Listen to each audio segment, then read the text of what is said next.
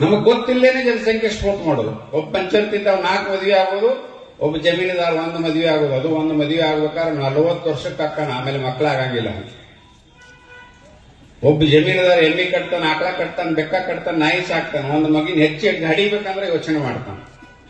ಯಾವ ಸ್ಕೂಲ್ನೊಳಗೆ ಅಡ್ಮಿಷನ್ ಸಿಗ್ತೈತೆ ನೋಡಿ ಬಂದು ಮಕ್ಕಳ ಹಡಿಯುವಂತ ತಂದೆ ತಾಯಿಗಳು ಜಾಸ್ತಿ ಆಗ್ಯಾರ. ಅದರ ಪರಿಣಾಮದಿಂದ ಇಡೀ ದೇಶದೊಳಗೆ 200 ಜಿಲ್ಲೆಗಳ ಪೈಕಿ 800 ಜಿಲ್ಲೆಗಳ ಪೈಕಿ 200 ಜಿಲ್ಲೆಯೊಳಗೆ ನಾವು ಅಲ್ಪಸಂಖ್ಯಾತರಾಗಿವಿ.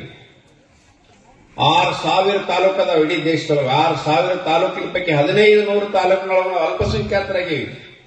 ಗಡಿ ಒಳಗಿರುವಂತ 300 ತಾಲೂಕುಗಳು ನಾವು ಅಲ್ಪಸಂಖ್ಯಾತರಾಗಿವಿ. 9 ರಾಜ್ಯದೊಳಗೆ ನಾವು ಅಲ್ಪಸಂಖ್ಯಾತರಾಗಿವಿ. ಹೆಂಗಾದೇವಿ?